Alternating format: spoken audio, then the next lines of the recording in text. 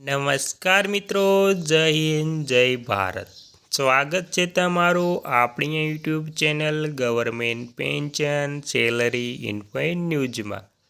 તો મિત્રો, આજે આપણે વાત કરવાના છીએ કે ગુજરાત પેન્શન વધારો, 60 વર્ષ ઉપરના પેન્શનરો આનંદો અને 1 એપ્રિલ 2026થી પેન્શનના નિયમ બદલાશે.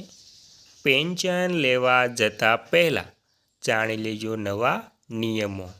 તો મિત્રો, હવે બેંકે પેન્શન લેવા જતાં પહેલાં ખાસ નિયમ જાણી લેજો કે જેથી તમારે કોઈ ધક્કો થાય નહીં મિત્રો. તો મિત્રો, શું છે 1 એપ્રિલ 2026થી પેન્શનના નવા નિયમ, તેની તમામ વાત મિત્રો આજે આપણે કરવાની છે. તેથી વિડીયોને અંત સુધી જોવા નમ્ર વિનંતી. અને મિત્રો, વિડીયો ગમે તો લાઈક પણ કરી દેજો અને તમે નવા હોય તો આપણી ચેનલને સબસ્ક્રાઈબ પણ કરી લેજો. તો મિત્રો, બધી જ વાત વિગતવાર જાણીએ તો પેન્શનના નવા નિયમ 2026 અપડેટ. કેન્દ્ર સરકારે પેન્શન સિસ્ટમમાં કેટલાક મહત્વપૂર્ણ ફેરફાર કરવાનો નિર્ણય લીધો છે. આ નવા નિયમ 1 એપ્રિલ 2026થી લાગુ થવાની સંભાવના છે.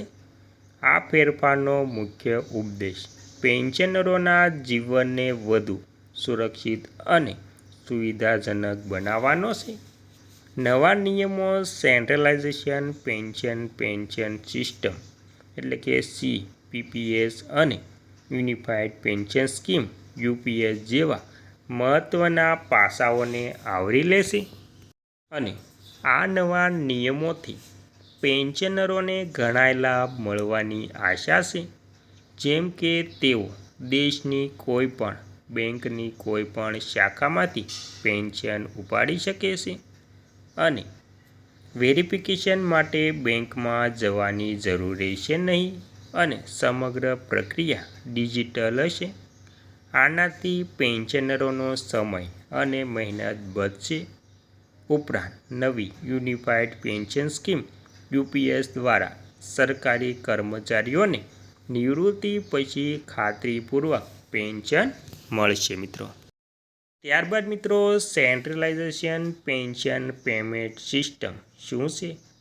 તો મિત્રો, સેન્ટ્રલાઇઝેશન પેન્શન પેમેન્ટ સિસ્ટમ એ એક નવી સિસ્ટમ છે જે 1 એપ્રિલ 2026થી અમલમાં આવે તેમ છે મિત્રો.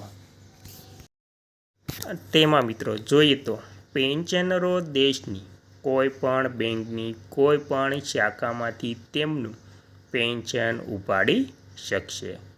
પેન્શન શરૂ થવાના સમયે વેરિફિકેશન માટે બેંકમાં જવાની જરૂર રહેશે નહીં. સમગ્ર પ્રક્રિયા ડિજિટલ હશે, જેનાથી સમય અને મહેનતની બચત થશે.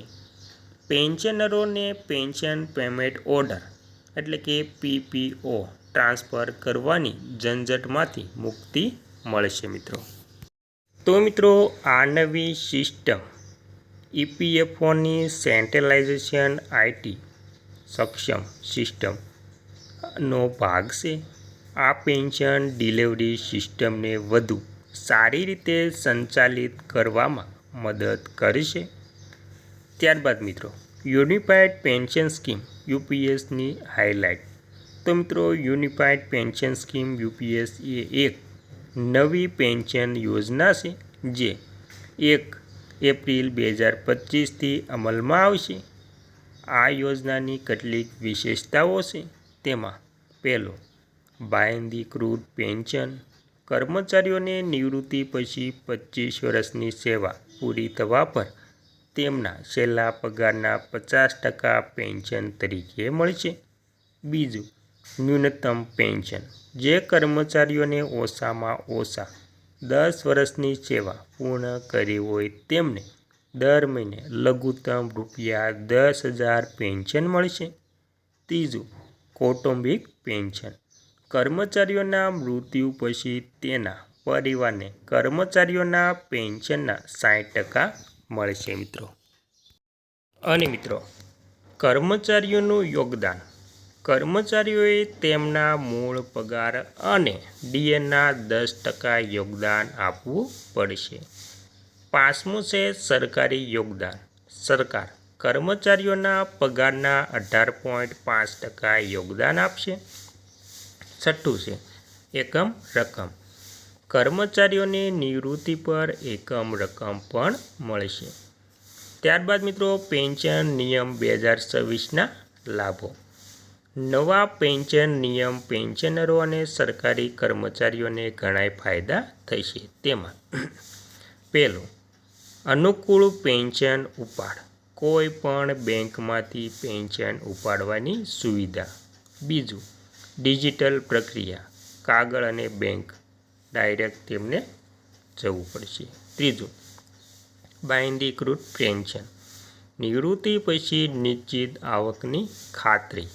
ચોથું, બહેતર કુટુંબ સુરક્ષા. પરિવાર માટે પર્યાપ્ત કુટુંબ પેન્શન. 5મું છે ન્યૂનતમ પેન્શન ગેરંટી. દર મહિને ઓછામાં ઓછા 10,000 રૂપિયાની ગેરંટી. 6થું, મોંઘવારી સામે રક્ષણ. મોંઘવારી પ્રમાણે પેન્શનની રકમમાં વધારો. ત્યારબાદ મિત્રો પેન્શન નિયમો 2025 લાભાર્થીઓ કોણ છે? તો મિત્રો આ લોકો જેમ કે કેન્દ્ર સરકારના કર્મચારીઓ જેઓ 1 જાન્યુઆરી 2004 પછી સેવામાં જોડાયા છે તે. અને મિત્રો હાલના પેન્શનરો જેઓ પહેલાંથી જ પેન્શન મેળવી રહ્યા છે. રાજ્ય સરકારના કર્મચારીઓ જો રાજ્ય સરકારો આ યોજના અપનાવે છે.